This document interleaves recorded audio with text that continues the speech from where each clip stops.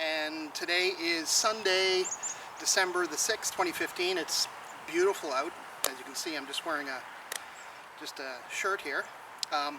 Today on Outdoor Zombies, I was thinking of doing something different, something I haven't tried out in the woods yet, is a Dakota Pit fire, or a Dakota Fire Pit, fire hole, however you want to refer to it as. And I'll go over the advantages of it and how to make one. So normally out in the bush, you're not going to have a full-size garden tool with you. But for demonstration purposes, I'm just going to use this because it's a lot easier. So basically what I'm doing is digging two holes, one for the fire and one for the ventilation, for the fire to draw oxygen so it can burn. So let's get started. I'm probably going to dig it maybe about a foot deep, and see how that goes.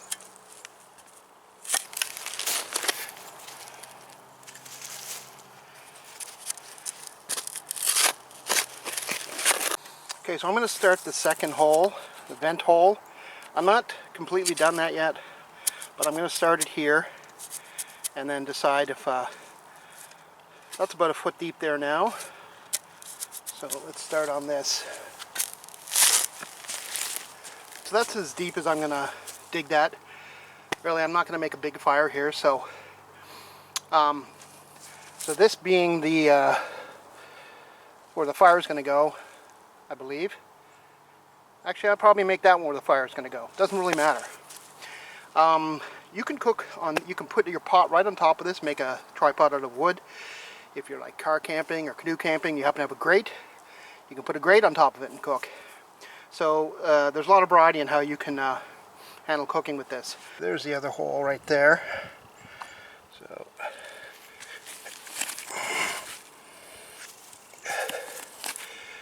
okay, so I finally reached the other hole, digging with my spoon. I'll clean the spoon. The hole is maybe, you don't need a large vent hole. You just got to make sure that when the wood's in here, it's not getting blocked up, so it's big enough that it doesn't stop the airflow. So, I don't know. I would suggest making the hole maybe the circumference of like a cue ball, you know, pool. And I'm getting there. I'm going to see how that works. And once I'm done, then I'll show you the completed project. Let's go underground. So you can see there that, you know, if your hand can fit through, I think that's going to be a good spot, a wide enough spot to allow air to get into the fire, which is going to be on this side where my hand is. So, you know, with the right tools, this doesn't take long to do. With a spoon, digging between two holes, still wasn't too bad. And it all depends on where you're going to be making this. I mean, there's areas that we've camped that, boy, there'd be just roots and rocks. So you gotta pick your spot. So I'm going to go ahead and start getting the wood on the go, and I think I'm going to actually cook something on a frying pan. Yeah, that's the ticket. So I'm just putting some dry limbs in there. Get it started.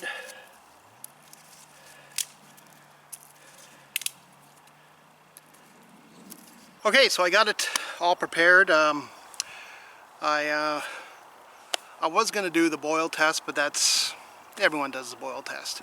Now, so I'm going to do the fry some scrambled eggs test. So let's get started. I got some wood in there already. I got some paper to start it with. I got a grill from the barbecue. You know, you might, more than likely, you're not going to have that out if you're backpacking. You're you know, you're going to make a teepee or tripod to put your pot on, or like I said earlier, you can put it directly on the pit. That's the advantage of it.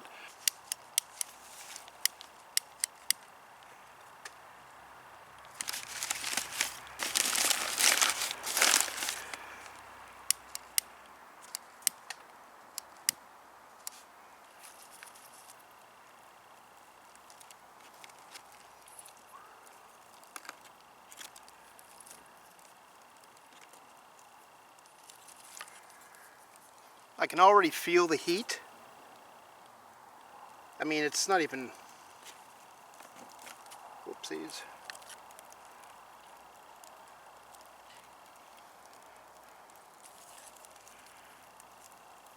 Now the whole idea, like I said, is you don't want the wood to come above the ground level because it defeats the purpose of the fire, the type of setup that it is, and it needs to be. So will it smoke as much? Well, right now it will, because of the type of wood I have in there, and the fact that I got a newspaper burning. See if I can break some of this.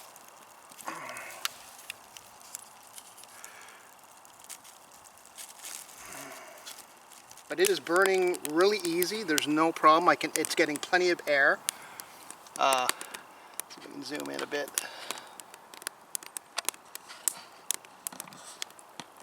Once the smoke kind of clears. But from, you can't hear it on camera, but I can hear air coming in from that bottom vent, and you can see the flames kind of blowing based on that vent. So it is working as promised from the videos I've seen on YouTube. I'm very impressed.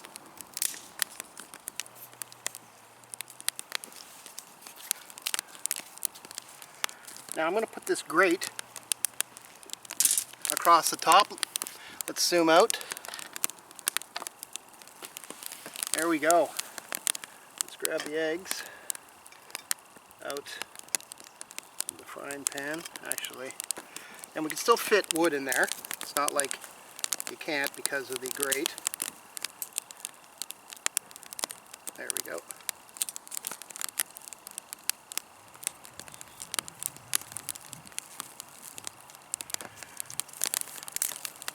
Okay.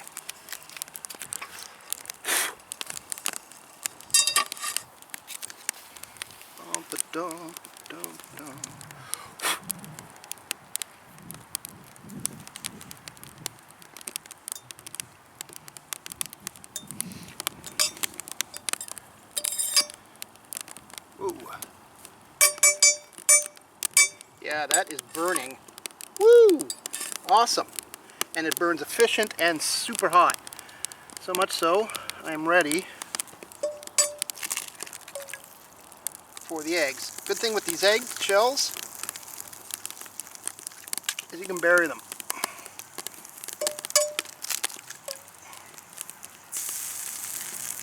Deux, trois, quatre. Scrambled it is.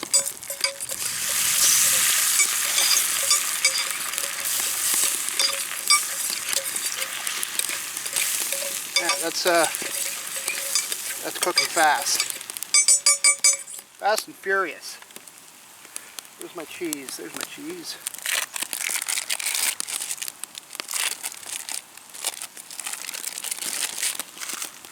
Bada bing. Get the garbage in the house.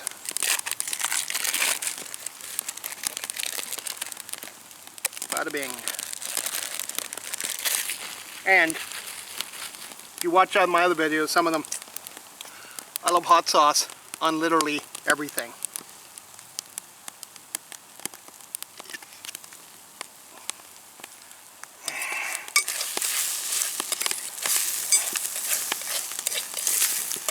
I see this has been on here maybe a minute and a half. And it's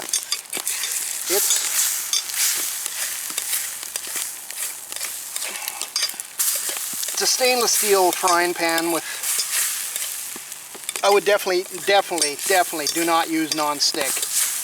That stuff is garbage. Use, you know, stainless steel if you can, or even better, cast iron. Oh yeah. Oh boy. And the taste test.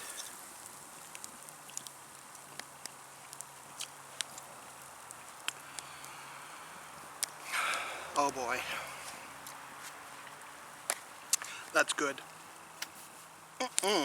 It's not about, I know this video wasn't about watching me eat, but cooking on a Dakota pit fire,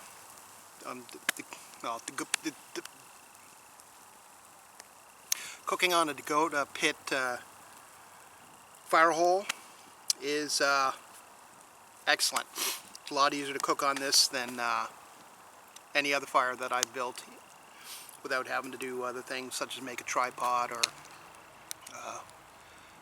or cook on rocks.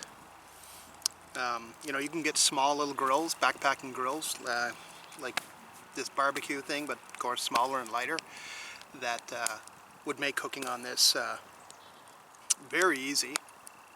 And you know, it burns, like I said, it burns very hot. Let's go down here again and take a look.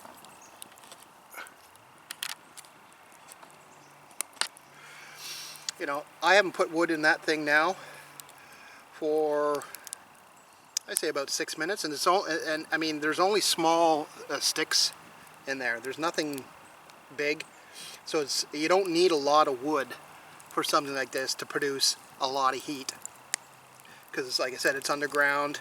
It's protected from the wind mostly, sucking its air through the second hole, and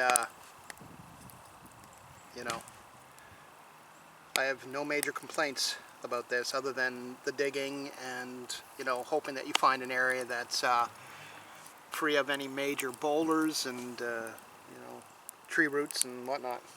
Okay, so I'm going to show you now how I put this out. Depending on where your hole is made, if there's a lot of ground roots, you should really throw water on it and bury it to avoid any possibility of a root fire. But I'm safe here because there's absolutely no roots. It's just ground and some rock. So let's go ahead and put it out. I'm going to try to save my sods for last, of course, to try to make it look as undisturbed as possible. You know, I'm going to take a rake to this afterwards and rake up the dirt. Because as you can see, we got her out pretty quick.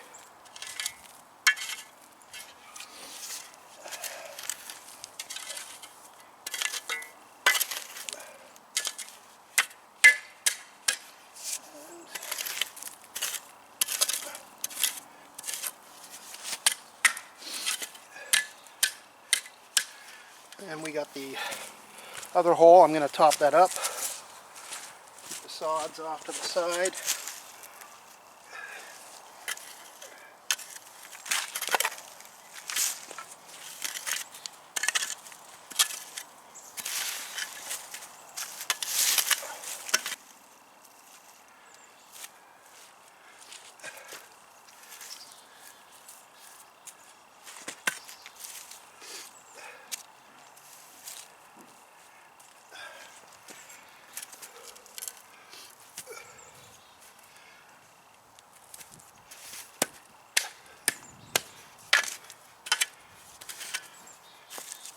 So I hope you enjoyed this video. Please share, give me a thumbs up if you like it. Comments, please. This is the first Dakota.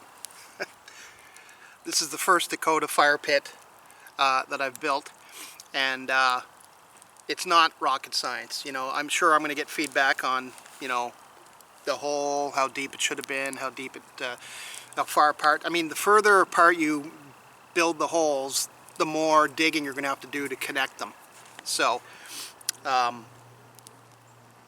I probably would have made the hole a little bit closer. I got it, it's almost a foot apart. But if, you know, just give me your feedback. Feedback's the best. I'm here to learn and pass on what I learn. So once again, thank you for tuning in. Please share, please subscribe. And happy trails.